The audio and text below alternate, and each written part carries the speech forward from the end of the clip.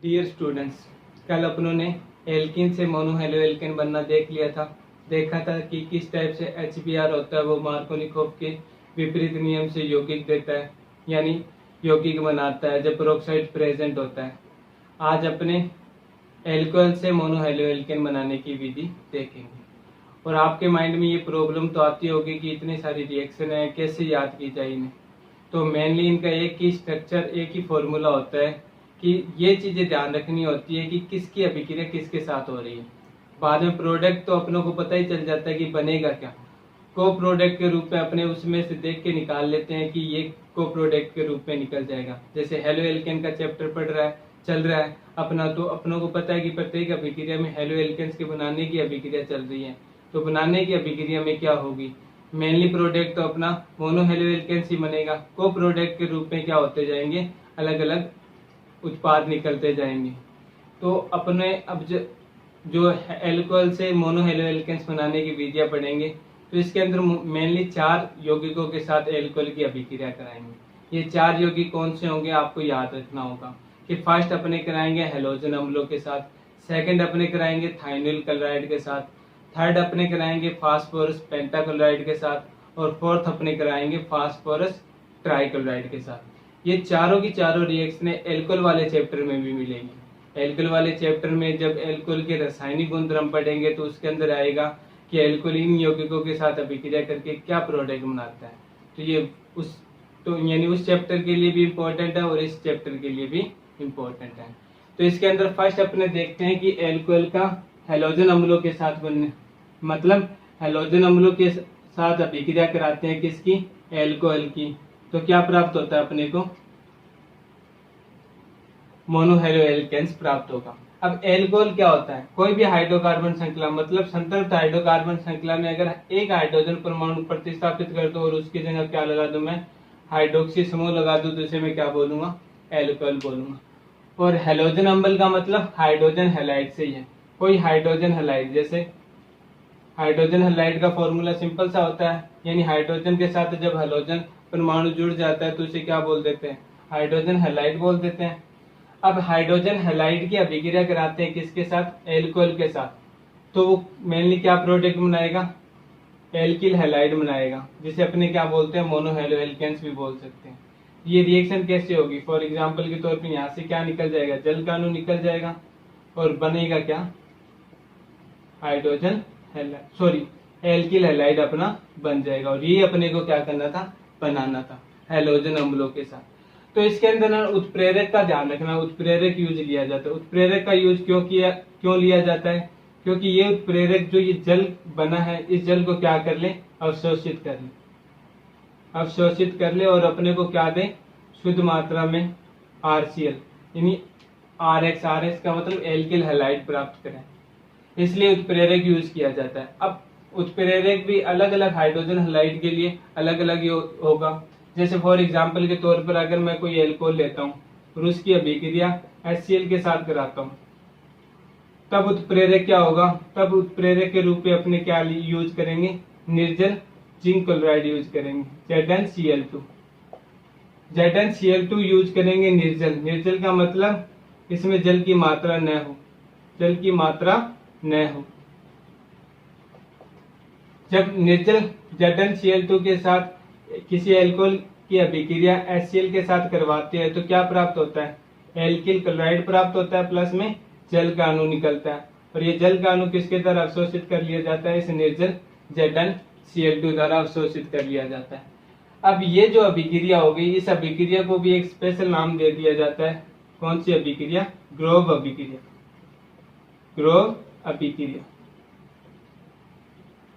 Exam में direct लिखा आ सकता है कि ग्रोव अभिक्रिया क्या है, तो उसमें क्या लिखोगे आप कि जब किसी एल्कोहल की अभिक्रिया हाइड्रोजन क्लोराइड के साथ करवाई जाती है निर्जल ZnCl2 की उपस्थिति में, तो एल्किल क्लोराइड प्राप्त होता है। इस अभिक्रिया को क्या कहते हैं, ग्रोव अभिक्रिया कहते हैं।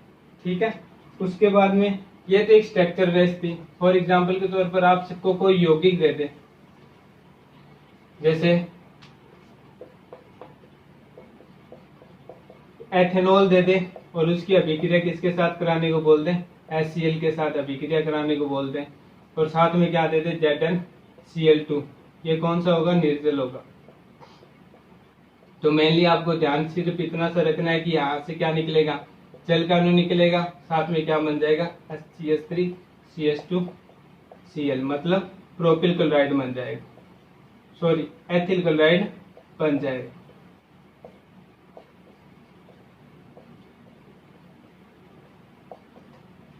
ऐसी रिएक्शन भी दे देगा डायरेक्ट, ये दोनों लिख के दे देगा और साथ में ये उत्प्रेरक दे देगा और पूछ लेगा कि बी प्रोडक्ट क्या होगा या ए प्रोडक्ट क्या होगा। तो ये ध्यान रखना आपने, ठीक है। उसके बाद में आती है, अगर यहाँ पर HCl की जगह अपने और कोई यू यानी हाइड्रोजन ब्रोमाइड यूज कर लेते हैं या हाइड्रोजन आयोडाइड ले लेते हैं, यानी एल्किल आयोडाइड बनाना है अपने को और एल्किल ब्रोमाइड बनाना है, तो तब क्या होगा, आप यानी किसी एल्कोहल की अभिक्रिया जब HBr मतलब हाइड्रोजन ब्रोमाइड से कराते हैं तो उस टाइम नेचुरल ZnCl2 नहीं लेकर क्या लेंगे, सांद्र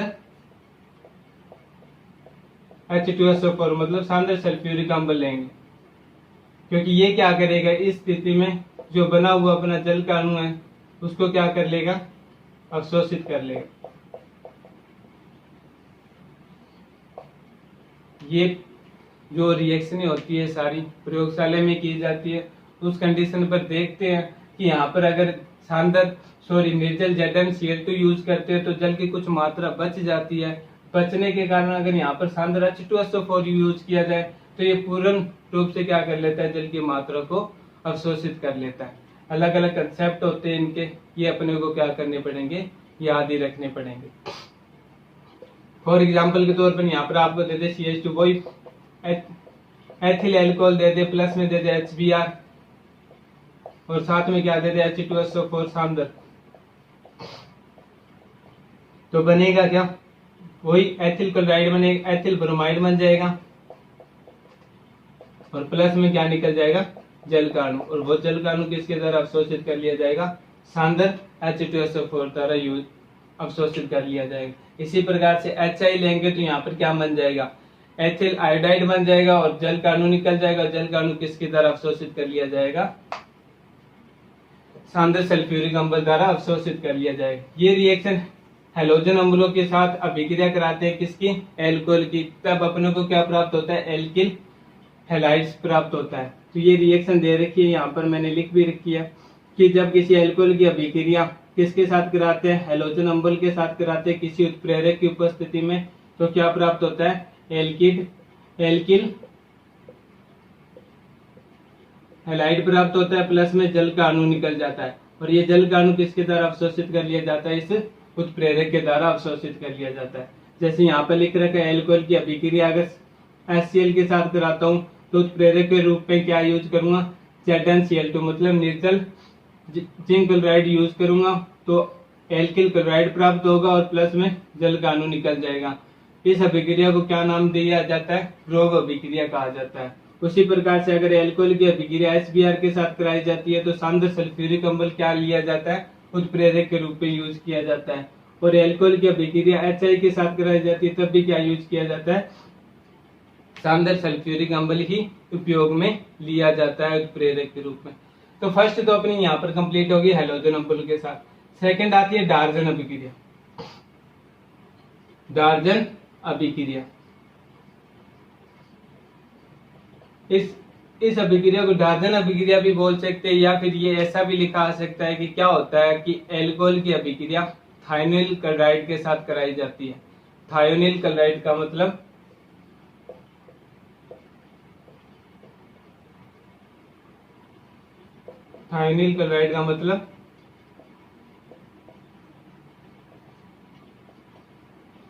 SOCl2 से, ये इसका फॉर्मूला होता है। जब एल्कोहल की अभिक्रिया थायोनिल क्लोराइड के साथ पिरिडिन की उपस्थिति में करवाई जाती है तो शुद्ध मात्रा में क्या प्राप्त होता है, एल्किल क्लोराइड प्राप्त होता है। इस अभिक्रिया को क्या बोल दिया जाता है, डार्जन अभिक्रिया बोल दिया जाता है। एल्कोहल वाला टॉपिक चल रहा है, बनाना क्या अपने को, मोनो हेलो एल्केन्स बनाना है, तो अपने आप ही माइंड में रखेंगे कि एल्कोहल की अभिक्रिया थायोनिल क्लोराइड के साथ उत्प्रेरक की प्रेजेंस कौन सी होगी, पिरिडिन उत्प्रेरक होगा। कराएंगे तो क्या प्राप्त होगा, थायोनिल क्लोराइड है तो मतलब एल्किल क्लोराइड ही प्राप्त होगा। एल्किल क्लोराइड प्राप्त होगा तो इस अभिक्रिया को अपने क्या बोल देते हैं, डार्जन अभिक्रिया बोल देते हैं। और ये डार्जन अभिक्रिया है, ये एल्किल क्लोराइड बनाने की सबसे उत्तम विधि है। उत्तम विधि कैसे होती है, तो इसमें रिएक्शन में क्या होता है, देखो कोई एल्कोहल है, उसकी अभिक्रिया किसके साथ करा रहे हैं, थाइनिल क्लोराइड के साथ। उपस्थिति किसकी है, मतलब उत्प्रेरक कौन सा है, पिरिडिन। पिरिडिन का सूत्र भी क्या होता है, तो C5H5N। अभिक्रिया कराते हैं तो क्या बनेगा, अपने को पता है कि एल्किल मोनोहैलो एल्केन्स बनाना है, मतलब एल्किल हैलाइड बनाना है, तो यहाँ पर Cl यूज हो जाएगा, मतलब एल्किल क्लोराइड बन जाएगा अपना, क्योंकि बनाने की विधि पढ़ रहे हैं अपने। एल्किल क्लोराइड बन गया, प्लस में रहा क्या, तो देखेंगे कि HCl निकल सकता है और क्या निकल सकता है, SO2 निकल सकती है। SO2 गैस क्या हो जाती है, वातावरण में चली जाती है, वाष्पित हो जाती है, और HCl किसके द्वारा अवशोषित कर ली जाती है, पिरिडिन के द्वारा अवशोषित कर ली जाती है। तो शेष अपना रहा क्या, RCl रहा, तो ये शुद्ध मात्रा में अपने को क्या हो जाता है, प्राप्त हो जाता है। शुद्ध मात्रा में क्या हो जाता है, प्राप्त हो जाता है। मतलब जब किसी एल्कोहल की अभिक्रिया थाइनिल क्लोराइड के साथ पिरिडिन की उपस्थिति में करवाते हैं तो शुद्ध मात्रा में एल्किल क्लोराइड बनता है। इस अभिक्रिया को अपने क्या बोल देते हैं, डार्जन अभिक्रिया बोल देते हैं। आपको डायरेक्ट नाम से भी दे देगा कि डार्जन अभिक्रिया किसे कहते हैं, या फिर ऐसे बोल देगा कि क्या होगा जब एल्कोहल की अभिक्रिया थाइनिल क्लोराइड के साथ करवाई जाती है। पिरिडिन उत्प्रेरक नहीं बोलेगा उस दिन, वो डायरेक्ट यही बोलेगा कि क्या होगा जब एल्कोहल की अभिक्रिया थाइनिल क्लोराइड के साथ कराई जाती है। तो आपको ये चीजें बार बार कब माइंड में आएगी, बार बार लिख के देखोगे, प्रैक्टिस करके देखोगे, तब आएगी। अब आपके माइंड में ये भी सवाल उठता होगा कि अगर एल्किल क्लोराइड बनाने की ये सबसे उत्तम विधि है तो इससे अपने क्यों ना एल्किल फ्लोराइड बना ले, एल्किल आयोडाइड बना ले, एल्किल ब्रोमाइड बना ले। तो अपने को पता है कि अगर एल्कोहल से थाइनिल क्लोराइड की अभिक्रिया करवाते हैं तब अपने क्या प्राप्त होता है, RCl, मतलब एल्किल क्लोराइड प्राप्त होता है। अगर एल्कोहल की अभिक्रिया थाइनिल ब्रोमाइड से कराएंगे तब क्या प्राप्त होगा, एल्किल ब्रोमाइड प्राप्त होगा। उसी टाइप से SOI2 के साथ कराएंगे यानी थाइनिल आयोडाइड के साथ कराएंगे तब क्या प्राप्त होगा, एल्किल आयोडाइड प्राप्त होगा। और यानी थाइनिल फ्लोराइड के साथ कराएंगे तो क्या प्राप्त होगा, एल्किल फ्लोराइड प्राप्त होगा। क्योंकि अपने देख रहे हैं कि एल्कोहल के साथ अभिक्रिया अगर थाइनिल क्लोराइड के साथ कराते हैं तो Cl अटैच होता है किसी मेथिल एल्किल समूह के साथ। उसी टाइप से अगर यहाँ पर Br ले लूंगा तो यहाँ पर Br आ जाएगा, अगर I ले लूंगा तो यहाँ पर क्या आ जाएगा, I आ जाएगा, अगर F ले लूंगा तो यहाँ पर क्या आ जाएगा, F आ जाएगा। तो आपको बता दूं कि ये दोनों तो क्या नहीं होते, प्रकृति में पाए नहीं जाते, मतलब पाए नहीं जाते, अस्तित्व मतलब ये प्रकृति में प्रेजेंट ही नहीं है, अपने बनाएंगे कैसे इनको। सेकेंड, अगर ये अस्तित्व में है तो ये भी अस्थायी है, ये अस्तित्व में है प्रकृति के अंदर लेकिन ये अस्थायी है। अस्थायी होने का कारण कि जैसे ही SO2 को अपने थाइनिल यानी किसी एल्कोहल के साथ अभिक्रिया कराने के लिए लाते हैं तो जैसे ही जल बाहर निकालते हैं, इसे बाहर वायु में क्या होती है, वाष्प होती है, और वाष्प के साथ ये अभिक्रिया करके क्या कर लेता है, SO2 सल्फर डाइऑक्साइड गैस निकाल देता है, प्लस में 2 HBr गैस निकाल देता है। ये HBr गैस जो निकली है, ध्यान रखना, HBr गैस भी होती है, द्रव अवस्था में भी हो सकती है। अगर इसे संघनित कर दिया जाए तो ये द्रव अवस्था में हो जाएगी, अगर इसे वैसे खुला छोड़ दिया जाए तो ये वाष्प अवस्था में भी कन्वर्ट हो सकती है। अब ये HBr यहाँ पर जो बनी है ये क्या होती है, घातक होती है। घातक होने का मतलब कि इससे क्या होने लग जाता है, जैसे ये बन जाती है तो आंखों में जलन सी होने लग जाती है, सांस लेने में प्रॉब्लम आने लग जाती है, चिड़चिड़ापन भी होने लग जाता है। फॉर एग्जाम्पल के तौर पर प्रयोगशाला में मान लिया अपने ने इसका यूज करने लगे, जैसे इसे बाहर निकालो तो क्या होगा, वायु में क्या होगा, जल की नमी होगी, या फिर यहाँ पर भी देख सकते हैं जल बनेगा, सॉरी यहाँ पर तो नहीं बनता, लेकिन वायु में अपने को पता है कि जल की बूंदें होती है। जल की बूंदों के साथ ये एंड टू एंड क्या करेगा, रिएक्शन करेगा, और रिएक्शन करने के साथ में क्या बना लेगा, HBr बना लेगा। जैसे जो वहां पर वैज्ञानिक जो प्रयोग कर रहे हैं, जैसे HBr निकली तो उनके आंखों में जाएगी, उनके लंग्स में जाएगी, जिसके कारण क्या होगा, प्रॉब्लम क्रिएट होगी। इसलिए इसे ऐसा ही होने के कारण इसे क्या नहीं किया जाता, इसका उपयोग नहीं किया जाता। अब आपके माइंड में आएगा कि सर HBr, यहाँ पर तो आपने HBr ले रहे थे, तब तो ये कोई प्रॉब्लम क्रिएट नहीं कर रही थी, किसी भी प्रकार का लंग्स में प्रॉब्लम नहीं आ रही थी, आंखों में धुआं टाइप से कुछ नहीं दे रही थी। तो अपने ये चीजें इनकी होती है ना, इनकी कैपेसिटी इनकी मात्रा के आधार पर होती है। फॉर एग्जाम्पल के तौर पर अपने किसी मेडिकल पर जाते हैं बच्चे के लिए टेबलेट लेने के लिए, तो उसे कम डोज की टेबलेट देता है, मतलब उसके अंदर जो यौगिक यूज किए गए उनकी मात्रा क्या होती है, कम होती है, या फिर वो कम ज्यादा क्रियाशील नहीं होते। लेकिन जैसे ही अपने किसी बड़े व्यक्ति के लिए मांगते हैं तो हाई डोज वाली क्या देता है, मात्रा देता है। उसी टाइप से ये जो HBr बनी है यहाँ पर, ये HBr है क्या, किस टाइप से बनी है, किस किस यौगिक से बनी है, इसकी आधारभूत संरचना क्या थी पहले, इस आधार पर ये क्या होती है, भिन्न होती है अलग से। केमिकल में एक ही यूज अलग, जैसे केमिकल के अंदर अपने जो भी चैप्टर पढ़ रहे हैं तो उसकी मात्रा डिसाइड करेगी उसकी प्रकृति कैसे होगी, उसकी मात्रा पर डिपेंड होता है कि वो विषैली होगी या कम विषैली होगी। ये तो अपने 12वीं तक का चैप्टर, अगर जैसे जैसे आगे बढ़ते जाएंगे तो इनकी एक एक यौगिक पर क्या होती है, PhD होती है। तो अपने को PhD तो करनी ही नहीं है, अपने को सिर्फ 12वीं पास आउट करनी है और अच्छे नंबर बनाने हैं। तो बस इतनी चीजें अपने को ध्यान रखनी है कि HBr क्या होती है, सॉरी थाइनिल ब्रोमाइड क्या होता है, SI होता है, और ये दोनों थाइनिल आयोडाइड और थाइनिल फ्लोराइड प्रकृति के अंदर पाया नहीं जाता। ठीक है, उसके बाद में फर्स्ट कंडीशन देख ली हेलोजन अम्ल के साथ, सेकंड देख ली थाइनिल ब्रोमाइड के साथ, सॉरी थाइनिल क्लोराइड के साथ। थाइनिल क्लोराइड के साथ अगर अभिक्रिया करा रहे थे तो उसे क्या बोल रहे थे, डायजन अभिक्रिया बोल रहे थे। और उत्प्रेरक का ध्यान में रखना, उत्प्रेरक कौन से यूज करते हैं अपने यहाँ पर, प्रेडिन उत्प्रेरक यूज करते हैं। प्रेडिन की अगर स्ट्रक्चर भी पूछ लिया आपसे बनाने के लिए तो ये स्ट्रक्चर बना सकते हो। बस यहाँ पर जो कार्बन था वो नाइट्रोजन में चेंज हो जाएगा। ठीक है, उसके बाद में रिएक्शन आती है थर्ड नंबर पर फास्फोरस पेंटाक्लोराइड से। फास्फोरस पेंटाक्लोराइड, 5 जुड़े हुए इसलिए पेंटा, साथ में जुड़ा क्या होगा, क्लोरीन जुड़ा हुआ, तो इसलिए क्लोराइड के साथ अभिक्रिया करेंगे। अब फास्फोरस पेंटाक्लोराइड के साथ अभिक्रिया कराएंगे तो देखो रिएक्शन कैसे होगी, ROH है, फास्फोरस के साथ करेंगे तो Cl, इसे रिएक्शन के रूप में दिखा देता हूँ आपको, H प्लस में Cl, प्लस में Cl, Cl, Cl और Cl, एक HCl के रूप में निकल जाएगा। दूसरा अपनों को बनाना क्या है, इसके अंदर एल्किल हैलाइड बनाना है तो एक RCl के रूप में निकल जाएगा। थर्ड रे क्या जाएगा, POCl3। इस POCl3 को क्या बोल देते हैं, फास्फोरस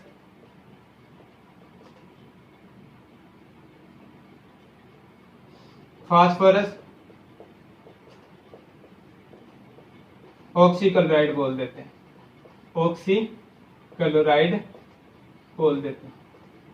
तो ये चीजें आपको कैसे याद होगी, तो ये चीजें आपको माइंड में रखनी होगी कि जब एल्कोहल की अभिक्रिया फास्फोरस पेंटाक्लोराइड के साथ कराई जाती है तो इसमें क्या प्राप्त होता है, एल्किल क्लोराइड प्राप्त होता है, साथ में फास्फोरस ऑक्सीक्लोराइड निकलता है और HCl गैस निकलती है। ठीक है, जब एल्कोहल की अभिक्रिया फास्फोरस पेंटाक्लोराइड के साथ कराई जाती है तो एल्किल क्लोराइड बनता है, साथ में HCl बनता है, साथ में क्या बनता है, फास्फोरस ऑक्सीक्लोराइड बनता है। ये फास्फोरस पेंटाक्लोराइड के साथ जब किसी एल्कोहल की अभिक्रिया कराते हैं, यहाँ पर एल्कोहल के रूप में आपको कुछ भी दे सकता है, CH3 CH2, डायरेक्ट आपको एल्कोहल न बोल के ऐसे बोल दे कि एथिल एल्कोहल की अभिक्रिया फास्फोरस पेंटाक्लोराइड के साथ कराने पर क्या होगा, तो करना कुछ नहीं है, जहाँ पर एल्किल क्लोराइड लिखा था वहां पर क्या लिख दोगे, एथिल क्लोराइड लिख दोगे बस। CH3 CH2 अभिक्रिया किसके साथ करा रहे हैं, फास्फोरस पेंटाक्लोराइड के साथ, तो अपनों ने RCl लिखा था मतलब CH3 CH2, यहाँ पर Cl आ जाएगा, साथ में HCl गैस निकल जाएगी और साथ में वही मेन यानी को प्रोडक्ट के रूप में क्या निकल जाएगा, फास्फोरस ऑक्सीक्लोराइड निकल जाएगा, फास्फोरस ऑक्सीक्लोराइड निकल जाएगा और साथ में क्या बनेगा, मेन प्रोडक्ट क्या होगा अपना, एथिल क्लोराइड होगा। ठीक है, उसके बाद में थर्ड कंडीशन आती है लास्ट, फोर्थ, फास्फोरस पेंटाक्लोराइड के साथ तो हो गया, अगर फास्फोरस ट्राइक्लोराइड के साथ पूछ ले तो इसे क्या बोलते हैं, फास्फोरस ट्राइक्लोराइड के साथ अगर अभिक्रिया कराएंगे तो क्या बनेगा, तो फास्फोरस ट्राइक्लोराइड के साथ अभिक्रिया कराएंगे तो अपने को रिएक्शन याद रखनी होगी कि फास्फोरस ट्राइक्लोराइड के साथ जब एल्कोहल की अभिक्रिया कराई जाती है तो एल्किल क्लोराइड प्लस में फास्फोरस अम्ल बनता है। एल्किल क्लोराइड प्लस में फास्फोरस अम्ल बनता है। तो RPCl3 मतलब फास्फोरस ट्राइक्लोराइड की अभिक्रिया करा रहे हैं किसी एल्कोहल के साथ में, तो क्या बनेगा, एक तो एल्किल क्लोराइड बनेगा प्लस में क्या बनेगा, फास्फोरस अम्ल। ये फास्फोरस अम्ल का क्या होता है, सूत्र होता है। अब इसको संतुलित करने के लिए क्या करेंगे, यहाँ पर 3 लगा देंगे, बस यहाँ पर क्या हो जाएगा 3 ये हो जाएगा। तो ये रिएक्शन अपने को क्या करनी है, माइंड में रखनी है। फास्फोरस ट्राइक्लोराइड के साथ जब एल्कोहल की अभिक्रिया कराई जाती है तो क्या बनेगा, एल्किल क्लोराइड बनेगा प्लस में फास्फोरस अम्ल बनेगा। फास्फोरस पेंटाक्लोराइड के साथ अभिक्रिया कराई जाती है तो क्या बनेगा, फास्फोरस ऑक्सीक्लोराइड बनेगा प्लस में RCl बनेगा और प्लस में HCl गैस निकल जाएगी। ठीक है, ये चीजें आपकी क्या होगी, चारों रिएक्शन कंप्लीट होती है एल्कोहल से किसके बनाने के लिए, मोनो हेलो एल्केन्स बनाने के लिए। और इसके अंदर भी कुछ चीजें आती है कि एल्कोहल की क्रियाशीलता का क्रम क्या होगा, एल्कोहल की क्रियाशीलता का क्रम क्या होगा। जैसे हैलोजन अम्लों में पूछ ले कि HCl के साथ निम्न यौगिकों में से कौन ज्यादा क्रियाशील होगा, निम्न यौगिक में से कौन ज्यादा क्रियाशील होगा। यौगिक दे दिया आपको CH3 CH2 OH, दूसरा यौगिक दे दिया आपको CH3 CH2 सॉरी यहाँ पर लगा दूं, फर्स्ट यौगिक है, सेकंड यौगिक है, थर्ड यौगिक दे दिया आपको CH3 CH3 OH। तो ये चीजें आपको पहले भी बताता आ रहा हूँ कि इसमें क्या हो रहा है, इसमें क्या हो रहा है कि प्राथमिक यानी एल्किल एल्कोहल कहलाता है ये, क्योंकि इसके साथ जो एल्कोहल समूह है वो प्राथमिक कार्बन परमाणु के साथ जुड़ा हुआ है। ये द्वितीयक एल्कोहल कहलाता है क्योंकि इसमें जो एल्कोहल समूह है वो उस कार्बन से जुड़ा हुआ है जो क्या है आगे चल के 2 कार्बन से जुड़े हुए। ये तृतीयक एल्कोहल कहलाता है। ये तृतीयक एल्कोहल क्यों कहलाता है, क्योंकि इसमें जो कार्बन परमाणु के साथ जो OH समूह मतलब हाइड्रोक्सी समूह जुड़ा हुआ है वो आगे चलकर कितने कार्बन से जुड़ा हुआ है, 3 कार्बन से जुड़ा हुआ है। तो अब अपने को पता है कि ये सारी रिएक्शनें होती है, इसमें आयंस बनते हैं। आयंस बनेंगे तो क्या बनेंगे, साथ में कार्बोकेटाइन बनेंगे। और कार्बोकेटाइन का स्थायित्व का क्रम क्या होता है, अपने को पता है, तृतीयक सबसे ज्यादा होता है, द्वितीयक उसके बाद आता है, प्राथमिक सबसे लास्ट में आता है। तो इनकी क्रियाशीलता का क्रम क्या हो जाएगा हैलोजन अम्लों के साथ, तो सबसे ज्यादा तृतीयक एल्कोहल क्रियाशील करेगा, मतलब फर्स्ट नंबर पर ये क्रियाशील होगा, सेकंड नंबर पर ये, थर्ड नंबर पर अपना जो प्रोपिल एल्कोहल है वो होगा। मतलब फर्स्ट जो अपना क्या है आइसो ब्यूटिल एल्कोहल है वो सबसे ज्यादा क्रियाशील होगा, फिर द्वितीय जो प्रोपिल एल्कोहल है वो होगा, उसके बाद में लास्ट में कौन सा होगा, प्राथमिक प्रोपिल एल्कोहल होगा। तो सबसे ज्यादा ये क्रियाशील होगा, सॉरी थर्ड नंबर वाला, फिर सेकंड नंबर वाला, फिर फर्स्ट नंबर वाला। क्यों होगा, क्योंकि इसमें कार्बोकेटाइन ही बनेंगे, जो अपनों ने कौन से चैप्टर में सॉरी पीछे एल्कोहल वाले यानी एल्केन के निर्माण में पढ़ गया है, तो उसमें भी देखा था अपनों ने कि मार्कोनिकोव के नियम से किस प्रकार से यौगिक बन रहे थे ज्यादा, तो उसमें कार्बोकेटाइन का स्थायित्व बताया गया था आपको। उसके बाद में अगर पूछ ले कि विभिन्न एल्कोहल के साथ, मतलब ये एल्कोहल दे दिया आपको कि प्रोपिल एल्कोहल के साथ HCl, HBr, HI की बढ़ती हुई क्रियाशीलता का क्रम लिखिए, तो उस टाइम में क्या होगा, तो अपनों ने पता है कि सबसे ज्यादा जिसकी बंध लंबाई होगी वो आसानी से टूटेगा, आसानी से टूटने के कारण वो क्या हो जाएगा, ज्यादा क्रियाशील हो जाएगा। तो इसमें सबसे ज्यादा बंध लंबाई किसकी होती है, HI की होती है, तो HI सबसे ज्यादा क्रियाशील होगा, उसके बाद में HBr होगा, उसके बाद में HI, HCl होगा और लास्ट में क्या आएगा, HF आएगा। ये क्रियाशीलता का क्रम यहाँ पर लिख रखा है कि विभिन्न एल्कोहल के साथ हैलोजन अम्लों की क्रियाशीलता का क्रम HI सबसे ज्यादा क्रियाशील दिखाएगा, HBr उसके बाद में, HCl उसके बाद में और सबसे लास्ट में HF दिखाएगा। ये अपनी कंप्लीट होती है एल्कोहल से मोनो हेलो एल्केन्स के बनाने की विधि। आपको नोट्स में लिखाया गया सब कुछ, उसे रीड आउट करो और पढ़ो। Thank you.